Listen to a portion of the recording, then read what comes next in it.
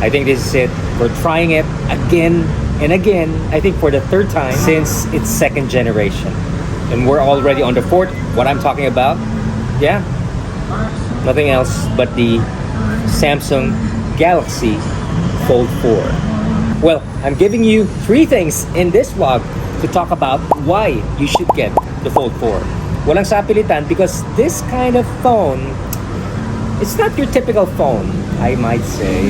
Pero if you're a user, not only a heavy user, but if you're leaning towards productivity, baka nga ito nga ang para sa'yo. Let's talk about the Fold 4 HeyGM in a great morning, may araw na. Let's do it.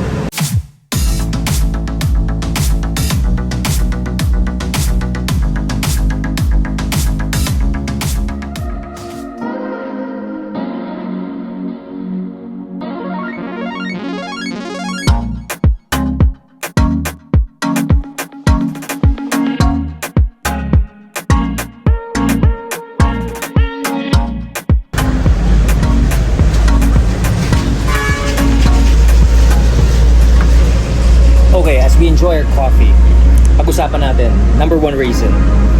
Well, for me, form factor. People thought yung mga first generation, second generation, yung pinaka-recent, the Fold 3, sabi nila mahirap daw hawakan.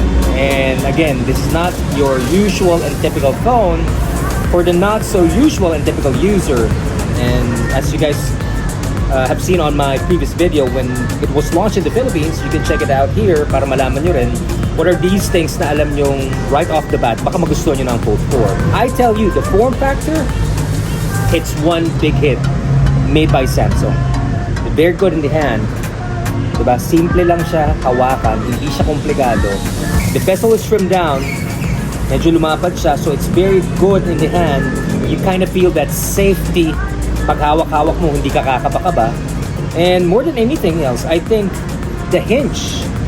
If you notice the hinge here, alright, lumipis na rin siya as compared to the Fold 3. Okay? This one. Right? That hinge. Okay. And that by itself, the form factor gives you a lot of versatility. You would always find yourself needing that extra space. That means the elephant in the room, we're talking about the screen. And that's my number 2. Gorgeous screen of the Fold 4. Before unfolding it, right off the front screen with the camera, okay ka na. But when you fold it open, rather unfold it, meron naman akong tablet eh. Yeah, I think tablet is good. When the time comes that you needed that tablet mode, hindi mo nahahanap yung tablet mo. Or you wouldn't carry something bulky, or even if you have an iPad mini 6. I do have one. I love it. I use it mostly for my editing. Pero you have a second device that you'll be worried, and at least, syempre, safety mode, security mode, bit-bit mo yan, iniingatan mo. Typically 5'9.5" with my hand and an average size. Look at the form factor, and look at that gorgeous OLED screen. Most people are a bit concerned about, yeah, it's a phone, it's a tablet, it's a tablet, it's a phone, and that's it.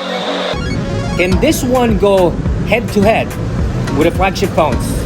This one can go head-to-head on my number 3 reason, which is the cameras. We all know na hindi mo naman kailangan maging techie when you're using the phone or even the camera. You may be a heavy user, but you wanted something that works on a point-and-shoot mode, right? Or even if you're a creator, just like me, you're thinking that about, can this work versus the iPhone? Since iPhone is mostly used by many, kasi nga, alam naman natin that this is a benchmark when it comes to video editing. That's one on a phone, and it's also a benchmark when it comes to innovation. But hey, don't mess up with a Fold 4, because with these cameras, and here I'm showing you more of the sample pictures.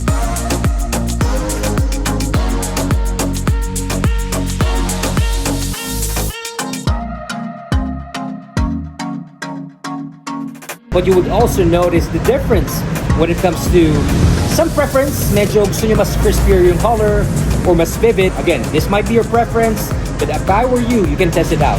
And for me, it can't be seen by your naked eye unless you nitpick. Yung medyo magpapakabusisi ka. Not unless it's your job, you're a photographer or you're even a videographer or you're just simply a video editor for a hobby, dun medyo magbubusisi ka. But hey, if you're thinking about something that works, and I've said it over and over time again, that I'm using an iPhone because it works for me, because again, these are similar phones that might be used heavily because these are flagship devices.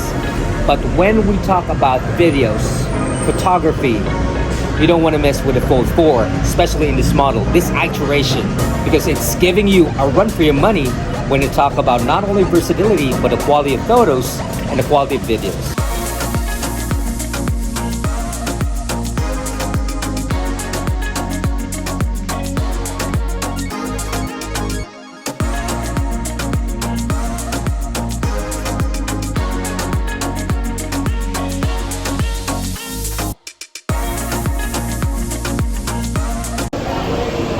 Hey folks, this is a sample video of the Z Fold 4.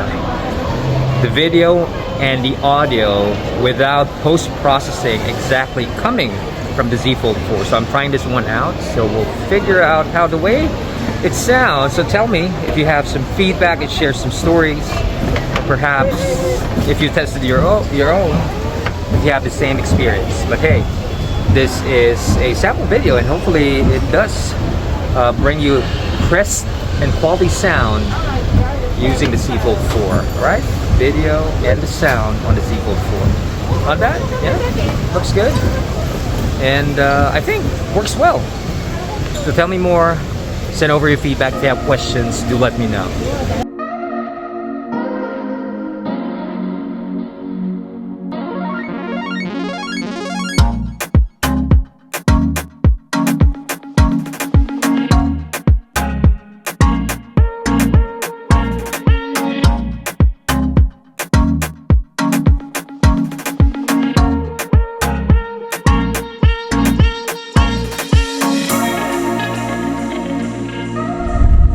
So hopefully you find meaning and value in this channel, and please don't forget to like, subscribe, and don't forget to click that notification bell so you'll be informed of our next practical video. Kahit mahal, may practical pa rin doon, okay? Not only about spending money. Alright? So have a great week, guys, while I enjoy my Fold 4 and my coffee. I'll see ya next video.